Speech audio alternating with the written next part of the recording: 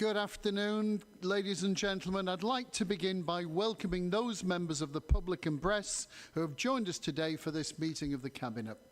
We have a number of important items to consider at today's Cabinet meeting. Before we begin the formal meeting, I have some housekeeping information that I need to share with you, please. First of all, be aware that this meeting is being live streamed and that a recording of the meeting will be available to view on the Council's website. Secondly, having said that, the Council allows filming and photography at its public meetings, so please feel free to take pictures and post to social media during the meeting if you so wish. Third, can ask everyone to turn their mobile phones to silent or vibrate whilst the meeting is taking place.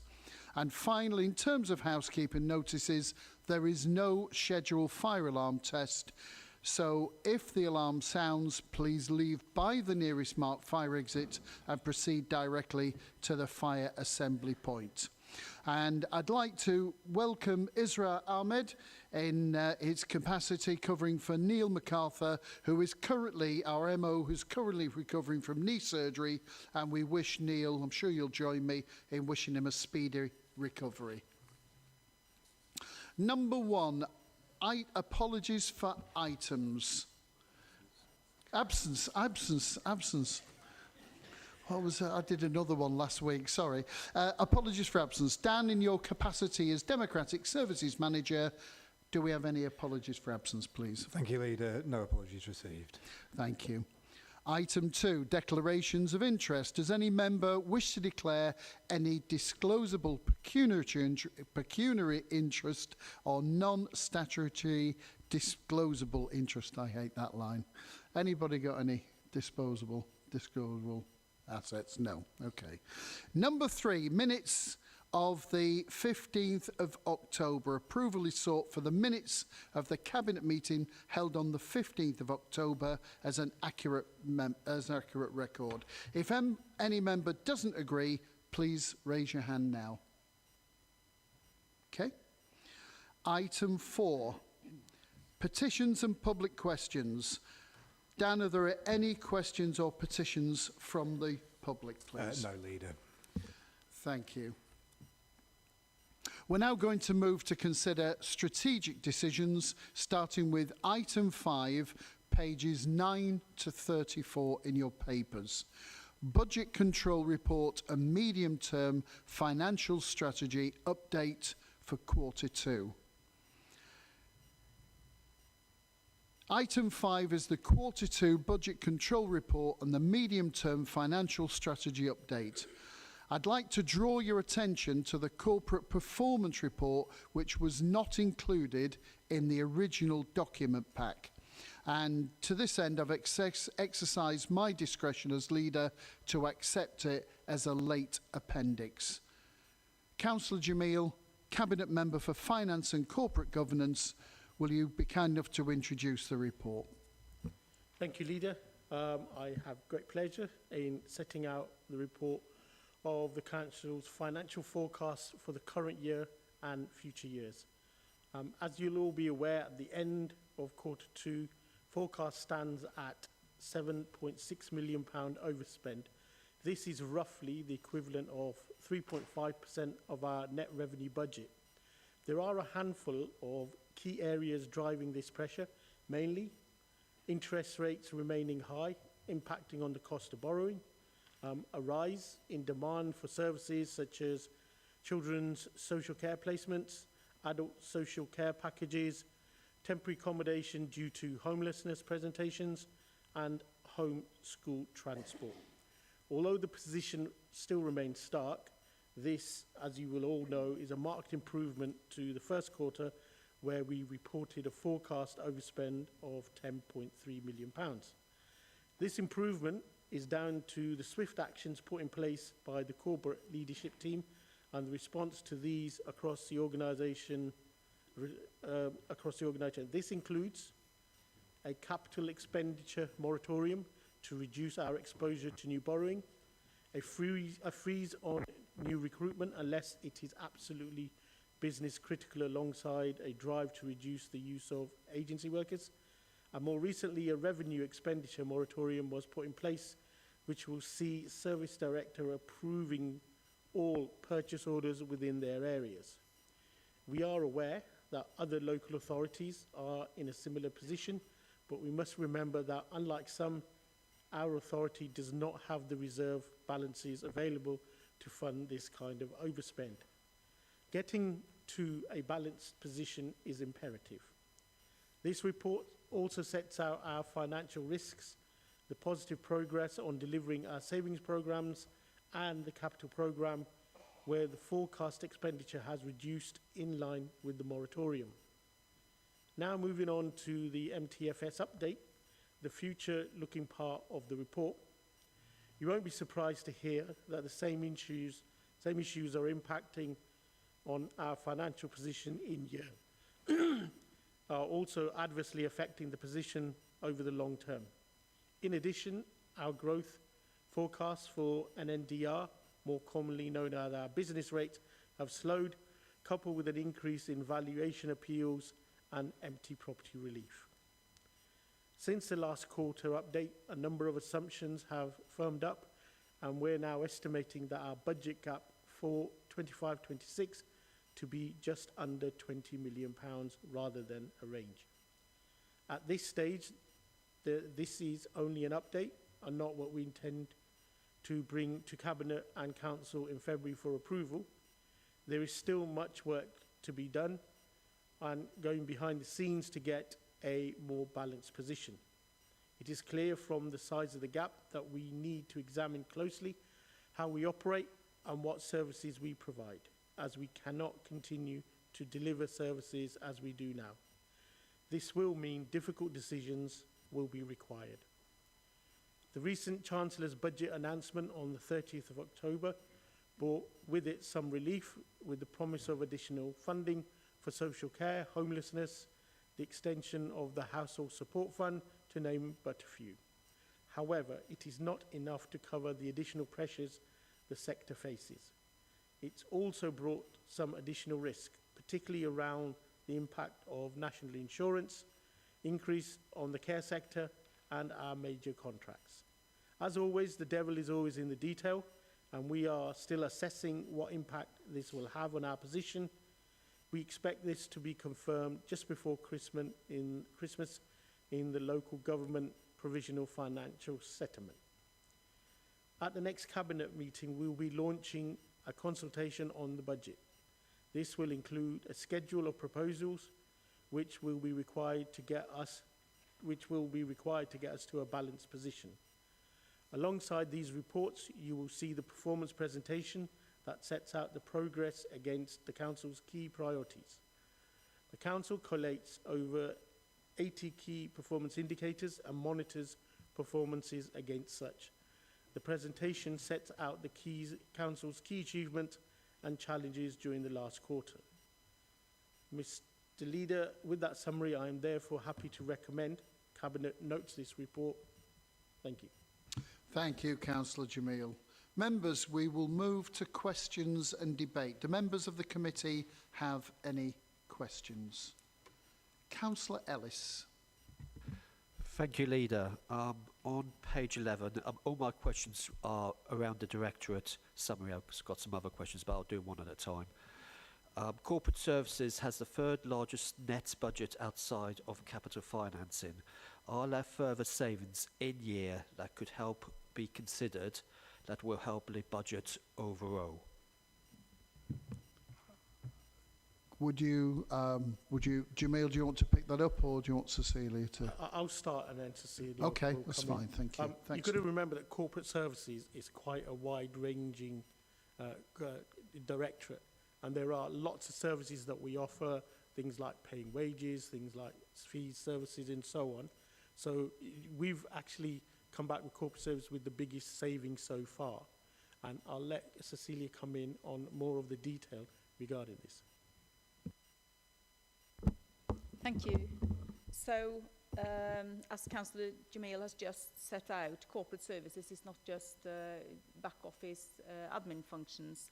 We're holding within that budget about £11 million of corporate costs That includes 3.7 million in a transport levy, a pension fund, the corporate pay awards, parish precepts, external audit fees, bad debt provision, and certain other unavoidable costs. We have removed about 3.6 million from corporate services as part of the budget saving exercise, and we have taken out numerous posts of the service, including finance officers, HR officers, IT officers, and I think there is a danger if we cut in corporate services too much, we will be unable to recruit and retain staff, we will be able to pay people their wages on time, and we will be unable to meet statutory requirements. So I think that there might be a little bit more to go in future years, but I think we've cut it as much as is safe at the moment. Thank you both. Councillor Ellis. Thank you. My second question, if that's okay, I'm still in the directory summary. 0.9 million pressure for education, home to school and children in care transport. Are we utilising the best cost-effective service providers? Councillor Jamil. Yeah, this is certainly pertinent. Year on year, the same budget lines come up. This was discussed quite heavily last night at the FSWG, and there is work underway to see how we can actually reduce those figures. And along with homelessness and along with the two that you mentioned, we are trying to see how we can draw down on those, look at our contracts again. So we are working on that. Both Matt and John would like to comment, so I'm more than happy. Matt, and then John, if you will. That's kind, thank you. Matt. Just recognition, last night we had our Financial Sustainability Working Group, and I think there was a good level of cross-party interest in this area where we need to scrutinise further the policy. I think is due an overhaul. Taxis, if I'm honest, the sort of last resort where possible, but I do recognise we do need to provide safe and secure transport. I think there are a number of avenues we can explore with Peterborough Limited, and I see the chair is in the room today as well, so we are looking at that area in particular. So I think there's still a number of areas to explore. This is a challenge for loads of councils at the moment. You know, homeschool transport, homelessness, etc. It's a key pressure, but we have to look at how we can be more adaptive and also using digital means to track use of transport, taxis, and the contract management around some of these contracts is pretty key. Thank you, Matt. John, like to come in, please? Yeah, thank you. In response to the question, I'd like to just say that I can't give the level of assurance to the answer to the question I'd like to be able to do today. What I would say though is that there's work going on in relation to efficiencies, savings, as outlined. A new IT system was introduced last year, and I'm sure members will recall there was a savings target attached to the transport budget last year, £277,000, which was delivered. So I think I can answer that question in part, but there's work going further on. But I think in recognition of the question today and the interest to FSWG last night, I will take the opportunity with officers to prepare a briefing which will offer some level of assurance in terms of the activity and work that's going on the way in relation to this important area. Thank you. Thank you, John. Just for anybody who isn't clear, FSWG, as Matt explained, is the Financial Sustainability Working Group, which is a cross-party group made up of group leaders and members of each party that discusses looking at the ways that we can save right across the piece. So it's just to give people that extra level of assurance. Councillor Cole. Thank you, Leader, and through you. So yes, homeschool transport is very difficult. Last night at Children's Education and Scrutiny Committee, it was something that was brought up there. There was lots of cross-party discussions about homeschool transport. The officers, Carrie Trail, Director for Education, was there as well. Place planning for children's education is really tricky, and especially when we are directed by educational healthcare plans or by the plans put in place for children with special needs as to where they they have to go to school, that can make difficult decisions regarding homeschool transport. But it is something that I've raised with John Gregg, the Director for Children's Services, and it's something that, as he mentioned, we are going to look at further. Thank you, Councillor Coles. It's very much work in progress and on everybody's radar. Councillor Ellis, are you content with that? Do you have any more questions? Thank you. My final question, and thank you for indulging me this afternoon. In the Directorate summary as well, under Corporate Services, why are we retaining the engine shed at St Martin House for internal use rather than leasing it? That's my final question for the afternoon. You'll be glad to hear. Thank you, Councillor Ellis. Councillor Jamil. Yeah, it's just that we've found that we have uses for the engine shed. We use it for awards, we use it for training, recently had the jobs fair there. I think it's something that we can make good use of, and it's something that's much needed within the council because we don't actually have anything of that ilk within the council that we can use. So it's something that we can make use of going forward. We'll be looking to see how we can make use of it financially as well, such as lettings and so on. Thank you. Councillor Cole. Thank you, Leader, and through you. Regarding the jobs fair, I attended that last week and it was really, really successful, busy, thriving, and lots of people interested. I just wondered if there's any updates as to whether we've had how many potential applicants we have looked at, and is there an update on its success? It's a very good question. Mandy? Yeah? Thank you, and thank you for the question. Yes, it was a very successful event, and one in which obviously we held not only to try and address the agency that roles that we have within the council, but also an opportunity to showcase the services which we offer as a council. So very successful. We had over 500 people attend the service fair over 2 sessions during the course of the day. 408 people had pre-registered the interest in attending the fair, so this was really good. And since the fair, we've had 53 applications come in, which we're sifting through currently, and that is a broad spectrum of roles across the council. So really very good. And I think one of the things that was highlighted at the event was the need for entry-level apprenticeships. So we're looking at that as well at the moment. Thank you, Mandy. Councillor Jones. Thank you, Leader. Following on with the St Martin theme that we're doing at the moment, can you just let me know how much spare capacity we're likely to have in terms of the office spaces up there? Is there any room for renting out some of the space there? Because obviously with working from home and things, what can we do? Is there anything that we can do there to raise any income by renting Who wants to pick that up? Cecilia, thank you. Thank you for the question, Councillor Jones. Yes, there is. We already have a number of commercial tenants in St Martin House. We do have more spare capacity. We probably need to start working in a different way as well. Most people come in to the office Tuesdays and Wednesdays, and the offices are very quiet Monday, Thursday and Friday. We have got 2 potential tenants new tenants who have expressed an interest that we're looking at the moment, which means that the offices will have to squash up a bit more, in a technical term, and create an income-generating opportunity from new, high-quality tenants. Thank you, Cecilia. Councillor Hogg would like to ask a question. I just wanted to pick up this thing about the engine shed. I absolutely take on board the flexibility in terms of staff awards, job fairs, etc. But we do have some space here in the town hall, and I have to say that, you know, having attended FSWG, looking at some of the items that we're looking at, and they are painful. And I have to say that the engine shed is probably a luxury we can no longer afford. I think that decision particularly needs to be relooked at with a much sharper lens.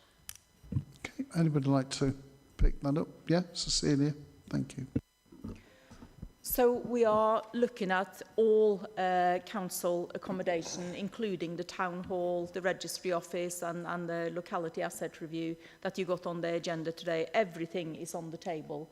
It was just seen at the time that it was better for us to keep the engine shed, not just for the awards and everything. There are numerous meeting rooms on the ground floor. When we have external visitors coming into the building, it's quite difficult to walk them around all the way outside and upstairs. So it turned out to be very, very impractical to let that particular part of the building, which is also the best part of the building. So we're certainly not ruling it out for the future. It's all part of the bigger property review that we have started. Okay. Thank you. Thank you, Councillor Hogg. Any further questions before we move to debate? In which case, do you want to move to debate? Do you want to bring anything forward, Councillor Hogg? Is anything? Are you okay for the time being? Yeah. Okay. Anybody? Any other further items for debate? I think the questions have been very pertinent and the answers have been equally so. So if there's no further debate, can I ask colleagues, it's recommended that the Cabinet notes the Council's financial performance and forecast for 24-25 and over the life of the medium-term financial strategy as at the 30th of September 2024, quarter 2. Are we content to agree that recommendation and to note the content? Thank you.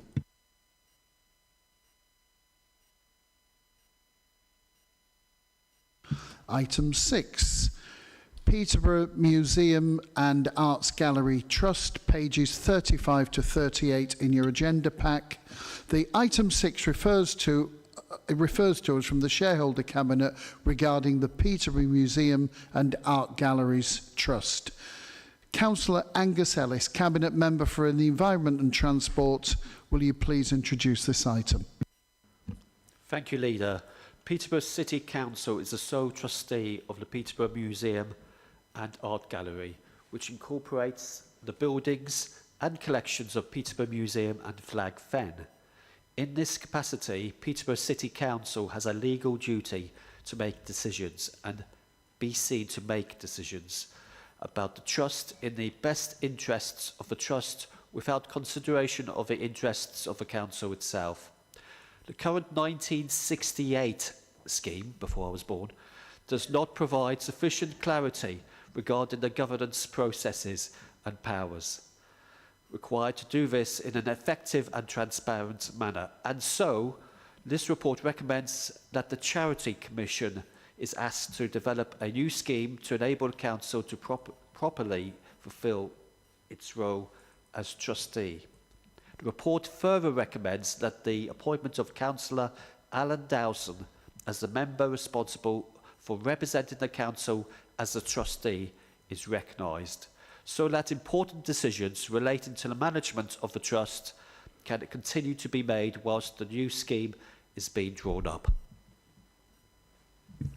Thank you, Councillor Ellis. Members, we will now move to questions and debate. Do members of the committee have any questions on an item that was last reviewed before Councillor Ellis was born?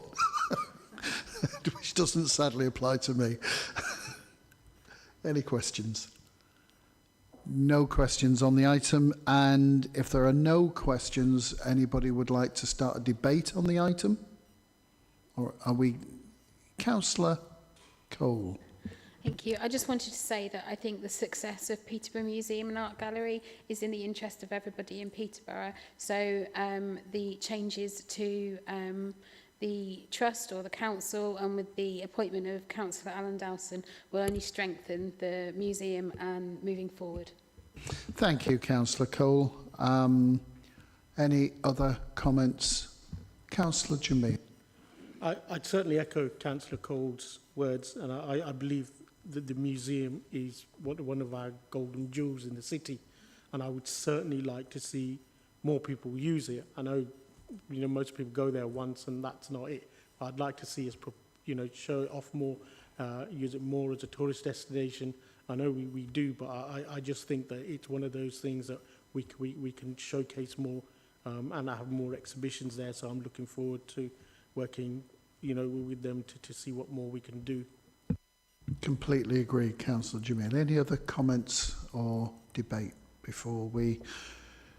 So it's a recommendation to us from the shareholder cabinet, and cabinet is recommended to 1, confirms the continuing appointment of Councillor Alan Dowson, also born before 1968, to represent the interests of Peterborough Museum and Art Gallery Trust to the council, and 2, invite the Charity Commission to draw up a new scheme for the management of Peterborough Museum and Art Gallery Trust. Members, are we content to agree this? Thank you.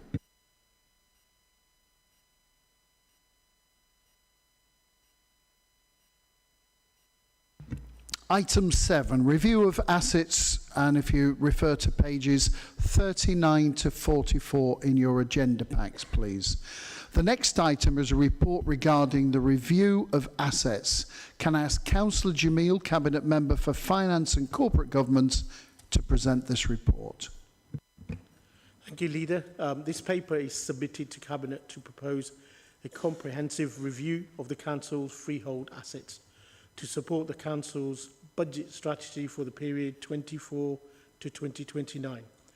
This report outlines the necessity for asset disposals to achieve significant capital receipts, reduce the Council's debt portfolio, and ensure the financial sustainability of the Council. It also delineates the strategic framework and specific assets identified for further review, underpinning the Council's commitment to delivering value for money, supporting service delivery, and meeting its financial and carbon reduction targets as outlined in the approved Asset Management Plan 2024 to 2029. By implementing these recommendations, the Council aims to enhance its operational efficiency, optimise asset utilisation, and contribute to the broader economic development and environmental sustainability of the city. It should also be noted that whilst there are a number of locality assets proposed for review and disposal, any final decisions of the disposal of the locality asset are not already permitted will be brought back to Cabinet for final approval. Thank you, Councillor Jamil. Members, are there any questions, please?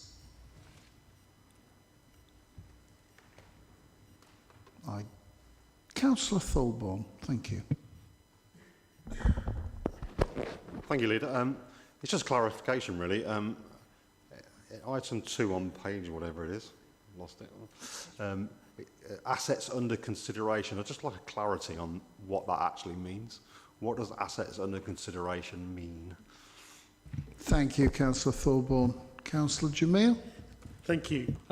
I think probably the best way of deciding it is that the people who are in place in those organisations will get first dibs, and I'm going to use that word, technical word, on those assets. So those who are in place will be invited to see if they can take over the running of those assets without any particular help from the council. And then, so once we've done that, then we can sit down with them to see how we work for going forward with that.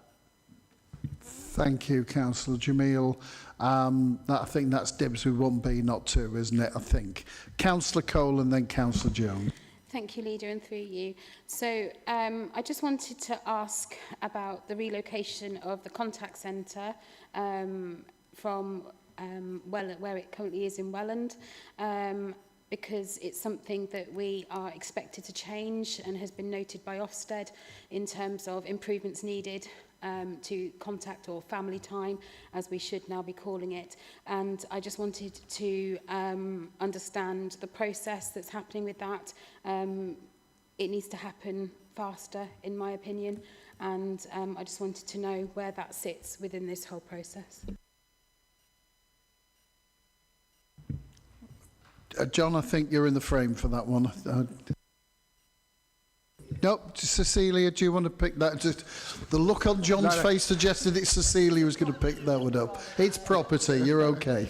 Apologies, Leader. I don't have a current update, but I'm aware that Felicity's in the room today, so she might be No able to problem answer. at all. Cecilia, Apologies. thank you. I would have liked John to answer the question, really, but that would have been a bit unfair to you. I share Councillor Cole's concerns about the Wellens Centre, and we initially looked at options on the actual building itself. They proved to be far too expensive and very poor value for money as well. Felicity is sitting right behind me now. She has a personal target to find a cost-effective, alternative, good contact centre for children's services as quickly as we possibly can. And we're looking at the whole asset portfolio. Is there a suitable existing asset we can relocate to with a more cost-effective model than for the Wellens Centre. So we're looking at different options. It is a very, very high priority for us. Thank you. I just want, hoping that when the next Children's Improvement Board comes around, we've got some information for that, because I know at corporate parenting meetings, at children's education meetings, it's something that myself and my fellow ward councillors are also wanting to ensure that we can give the best family time to the children we have in Peterborough. Thank you, Councillor Cole. Councillor Jones. Thank you, Leader.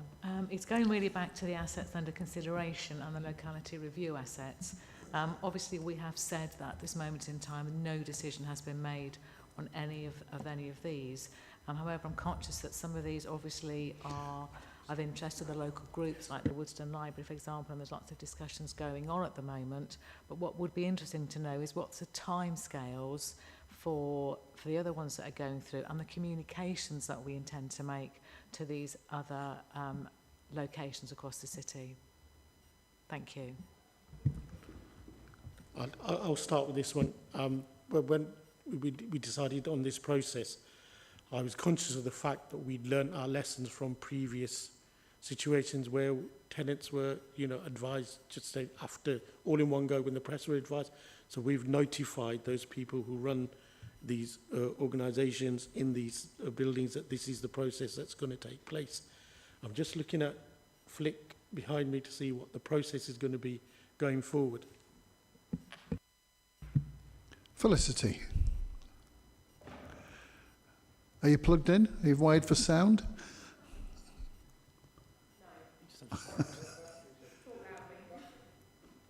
Just borrow Nick's. Thanks, Nick. Thank you. The locality asset review has been going on for some time, so a lot of the legwork has already been completed. A few of them now we're getting to the point where we can start making some final decisions, and we're working with the community groups, and the majority of them are aware that this review is ongoing. Where there are some final decisions that we're getting to, we'll communicate those as soon as possible with those groups. Thank you. Thank you. You okay? Councillor Hogg. Thank you. The reason I came today was specifically for this item.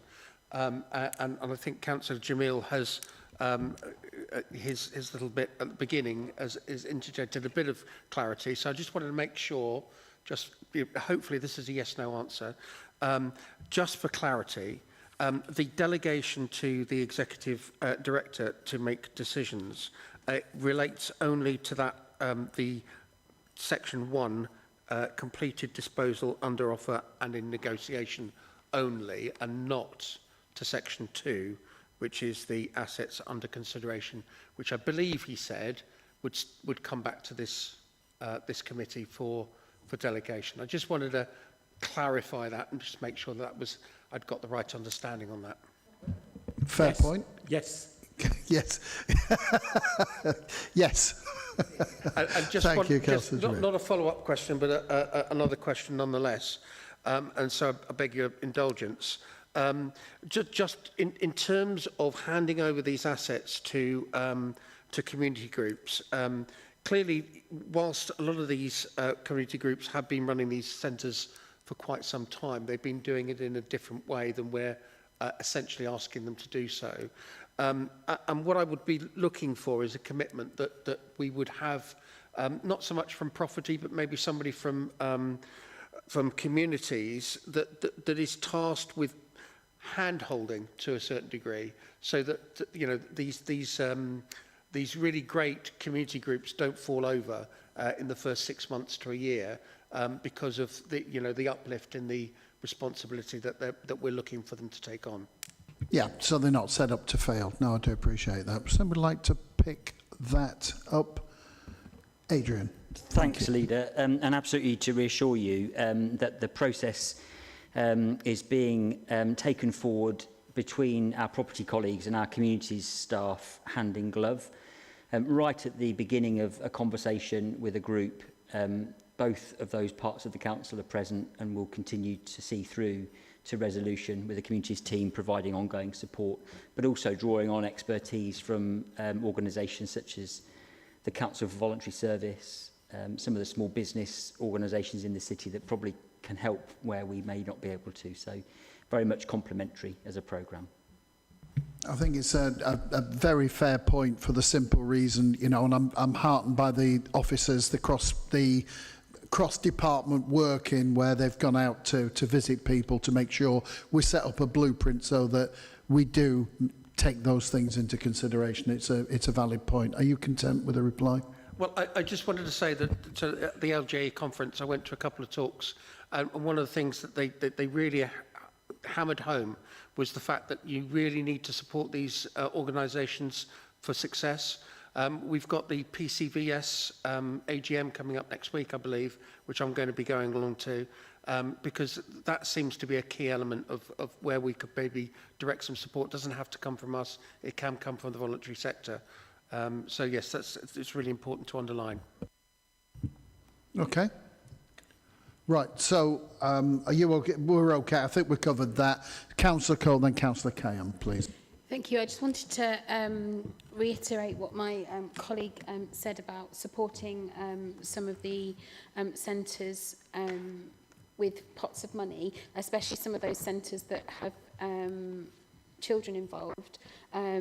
Are they being supported to access pots of money from charities such as Children in Need, other pots of money that can enable them to develop and future-proof their services for children? I'm thinking of the Our Youth Centre in particular, as I've been asked to speak about that on behalf of the children. I can answer that if nobody else wants to. Do you want me to?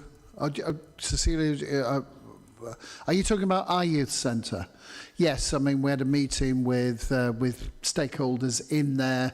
I've had some email exchanges with those people, and we're looking at the phase 2, I think it's either phase 2 or phase 3 money for youth centres, and I'm picking that up with a network of professional youth and community workers to do exactly that, and just to help them, A, make it cost neutral, and B, if they can generate something from it, then absolutely fine. So that is being done.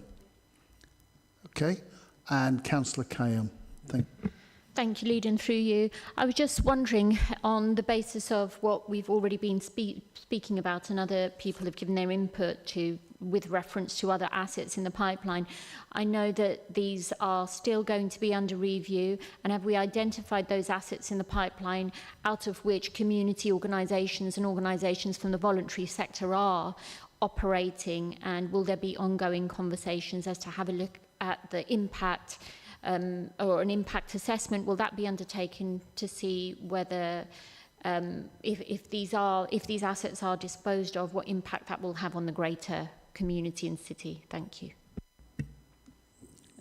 Yep, Cecilia, thank you. Thank you, Leader. So we will do as much consultation as we as we can, but it's also important to remember that we have a pressing financial pressure that we need to deal with. We can't let these reviews go on forever.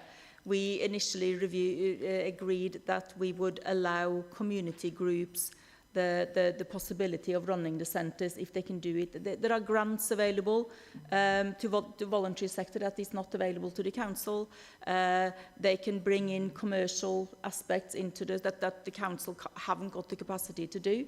But being realistic, we can't let this go on forever. We started a process. We will speak with community groups as much as we possibly can. We will provide, as Adrian has set out, as much support that we can. But we also have to address the financial position, and we can assess the impact of some of these facilities closing. We still can't afford to subsidise everything, so we need to look at the big picture and see what we can keep by different delivery models. Thank you, Cecile. And I think also when we talk about the impact, we're trying to front-end it rather than say what happens if it disappears. Part of it is to work with the community, and this is where the departmental working is to sort of say, how can we help you to help yourselves? So I think the impact is coming up front, and I'm keen to see that continue. Any further questions? If not, we'll move to debate. Anybody would like to? Can't see any hands raised, in which case, following discussion of this report, I'd like to propose the amended recommendations to those set out in the report that ensure all disposals are subject to the approval of Cabinet prior to disposal. And Cabinet is recommended to approves in principle the review of PCC assets as listed. All locality asset disposals will be subject to Cabinet approval regardless of value, and delegate authority in accordance with the financial regulations and the Constitution to the Executive Director of Corporate Services for disposal of all commercial assets. Are we agreed? Agreed. Thank you. Item 8, contract award. Item 8 is a report regarding, a contract award approved for extra care housing schemes at St Edmund's Court and Bishopsfield Court. Councillor Shabina Kayum, Cabinet Member for Adults and Health, will you please take us through the report? Thank you, Leader, and with pleasure I will do so. So, the contract award approval for care and support to the extra care housing schemes at St Edmund's Court and Bishopsfield Court. And the introduction to that is thus. Due to the expiry of the current contractual arrangements in February 2025, a full procurement exercise has been undertaken for St Edmund's Court and Bishopsfield Court extra care schemes to appoint a new care and support provider for both schemes. The contract award will ensure the Council can fulfil its obligations under the Care Act 2014. The contract will commence on the 1st of March 2025 to the 31st of March 2027, with the option to extend for a further 2 years in increments of 12 months until the 31st of March 2029. The total yearly cost of this contract is £988,856 per annum, and the total contract value across the whole term, that is until the 29th of March 2029, has been calculated to be £5,250,000. These schemes are for older people to enable them to maximise their independence for as long as possible whilst living in their own home and with access to on-site care and support services. Thank you, Leader. Thank you, Councillor Cam. We'll move to any questions, either of clarification and debate. Are there any questions on it? It seems reasonably straightforward, but does anybody would like any clarification? Councillor Thorburn. Just a small one. Where is St Edmund's Court and Bishopsfield Court? Where is it? Just a place on the map. Anybody know? Councillor Kayum. I've just been informed by our officer, Oliver Hayward, that they are located in Hampton and in Walton. Respectively, yeah? Respectively. Thank you very much Thank you. indeed. Happy? Councillor Cole. Thank you, and through you, Leader. When it says that the contract has been predicted to be, or calculated to have a cost of 5.2 million, is there scope within there to support any future salary increases, cost of wages? Has that been factored into when this figure has been risen? Councillor Cairn. I think it's a really good question, obviously given the recent budget announcements as well, and we've been in conversations in general over the whole department, but the scope of, but in terms of this report, I will hand it over to my very able colleague, Oliver, to answer your question. Thank you, Councillor Cairn. Oliver. Thank you. So yes, it has been factored in to an extent. So we've built in 3% uplift on a year-on-year basis, but depending on what the impact has going forward in terms of national insurance contributions, etc., those sort of exempt items haven't been built in at this stage. The imponderables. Okay, well, ponderables. Thank you for that. Any further questions? And as anybody would like to debate the matter? Okay. In which case, the committee is asked to 1. Approve the award of a contract to Atlas Care Services Limited, company reference 06326-201, for 2 extra care housing schemes at St Edmund's Court and Bishopsfield Court, Peterborough, to commence the 1st of March 2025 for a period of 2 years and 1 month, i.e. till the end of till the 31st of March 2027, with an option to extend up to 2 years in increments of 12 months for a total contract value of 5.25 million. Value includes the possible extension period. And 2, delegate authority to the Director of Adult Social Care and Commissioning to award an uplift in accordance with the contract. Are we agreed? Thank you. And that, ladies and gentlemen, brings us to the end of today's meeting. It only remaining to thank you for your attendance, your input, and to wish you a safe journey home. Thank you.